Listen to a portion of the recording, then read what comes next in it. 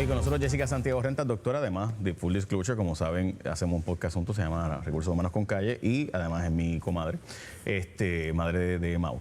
Y también con nosotros Israela Pernas, directora ejecutiva de la Asociación de ACODESE o de Seguros de Puerto Rico.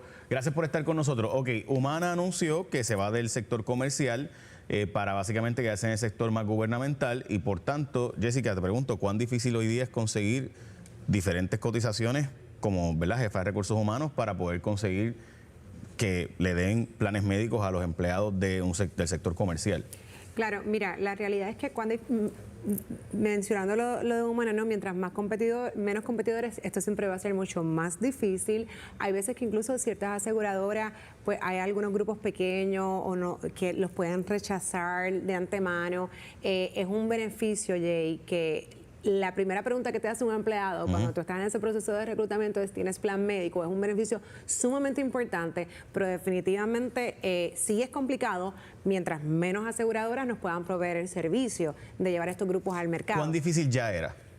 Para ti como gerente de recursos humanos que negocias esto, ¿cuán difícil ya es conseguir un buen plan médico que los empleados digan: yo quiero trabajar contigo porque ese plan médico es bueno? Pues mira, la realidad es que poco a poco eso va bajando, también porque la lista de proveedores en Puerto Rico, que es lo que hace sobre todo que un plan médico sea atractivo, pues también va bajando. O sea, aquí hay un montón de elementos que no solamente también es el plan médico, pero sí te pudiese decir, sin decir el brand, ¿no? La marca, o esto. Yo te puedo decir que hay uno o dos que son bien competitivos, que el empleado directamente le gustaría pertenecer a un grupo que tenga ese plan médico. Ok, directora, y hablando ahora de ACODESE, ¿qué significa esto? O sea, ellos dicen: mira, nos vamos, y obviamente empresa al fin va a buscar lo mejor que le convenga a su negocio. Así que Humana anunció que va a dejar estas 60,000 vidas poco a poco, no es como que las va a dompear de un día para otro, pero no va a renovar ese contrato. En síntesis, en cuestión de un año dejarían de asegurar estas vidas. ¿Qué significa eso para el resto de la industria? Bueno, Humana tomó la determinación no solo en Puerto Rico, sino a nivel de todos los estados donde ellos operan como un plan médico, de dejar de suscribir ese segmento del mercado, que son los planes grupales y los planes individuales, son los que se compran directamente. Para el resto de los aseguradores que quedan, que justo es decir, hay menos aseguradores en estos momentos de lo que había hace 14, 15 años, había más opciones.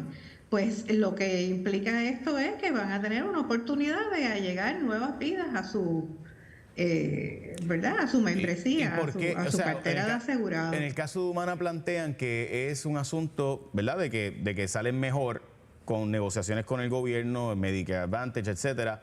Tienen mejor negocio, o sea, la fuente de ingresos es mejor que la empresa privada.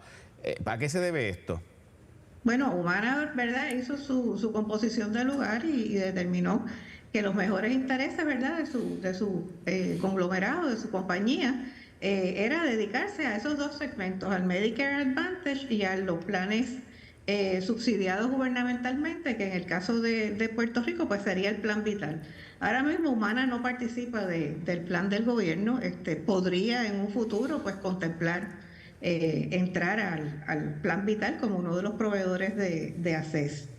Eso pues para los demás lo que implica, como les digo, es una oportunidad de tener más negocio, pero los planes se han ido reduciendo, la cantidad de personas que obtienen su plan a través de un patrono pues ha ido bajando a través de los años. Ahora, si uno mira el último informe de la Oficina del Comisionado, entre los planes grupales pequeños y los planes grandes y los individuales, es apenas un 23% del segmento asegurado de primas de salud. Ok, en cuanto al pago, y Jessica, obviamente tú también aquí puedes aportarnos, ¿no? ¿Ha ido aumentando el costo? O sea, este costo médico ha ido aumentando sustancialmente. Definitivamente.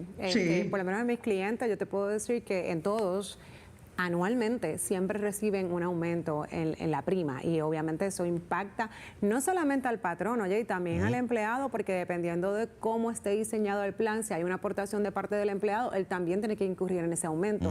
Y a veces incluso es el empleado quien decide: pues yo prefiero quitarme, no acogerme al plan porque no puedo aportar ese aumento que corresponde a esa área del empleado. Sí, usted iba a decir que también, o sea, que ha habido un aumento sustancial en el costo del plan privado. Bueno, Según el informe del comisionado de 2020 a 2021, el aumento pues, fue un 9% y en gran medida se debe al costo de los medicamentos, que eso no lo controla el asegurador de forma alguna. O sea, hay que dar medicamentos, que es la por parte, ley tú ¿verdad? no puedes... A mí me da, yo sé que obviamente, como saben, este programa es auspiciado por un plan médico y yo tengo un plan médico, etcétera, ¿verdad? Para transparencia. Pero si el medicamento te cuesta 1.500 pesos y tú estás pagando 300 pesos mensuales por el plan médico, bueno, pues, o sea, claro que el plan médico va a decir, wow, te puedo cubrir yo el medicamento de 1.500 pesos cuando tú me pagas 300 pesos. No, lo que pasa es que hay mucha gente y todos te portamos 300 y tú solamente investigabas en 1.500. A mí no es que el problema es que en Puerto Rico el 60% de la población tiene enfermedades crónicas.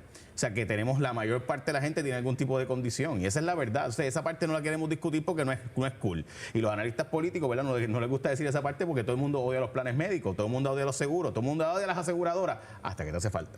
Esa es la verdad. Así que esa es la que hay. Y si nos gustaría, y ojalá el mundo no necesitara planes médicos ni seguros. Ese mundo está en Cuba, veámoslo. O sea, esa es la verdad. El mundo sin los seguros, sin acceso a financiamiento, pues existe. Vayan y véanlo. Es un mundo bien complicado. O sea, el mundo es complejo. Ojalá fuera tan blanco y negra la vida. Ok, Jessica, ¿qué hacemos entonces nosotros ahora para conseguir un plan médico que nos cura? Porque parece ser que todos tenemos que coger el programa vital y todos tenemos que coger la reforma de salud. Bueno, no, y la realidad es que la mayoría de las personas que tienen un salario en Puerto Rico sabemos que no cualifican para esos otros planes, así que definitivamente tienen que irse con el plan del patrono, o en el caso de que el patrono no provea, pues está la opción de los planes directos, y en esos casos que algunos patronos, sobre todo cuando son empresas pymes, que son empresas pequeñas, lo que hacen es que hacen una aportación, Seguro. lo que llamamos, ¿verdad?, un medical allowance, para que esa persona, pero definitivamente ese es el plan que yo tengo un y plan directo no es un plan grupal. Es flojísimo, no o sea, es es lo flojísimo, mismo. esa es la verdad. Gracias por estar con nosotros. Perna, gracias. Gracias, Jessica. Thank you.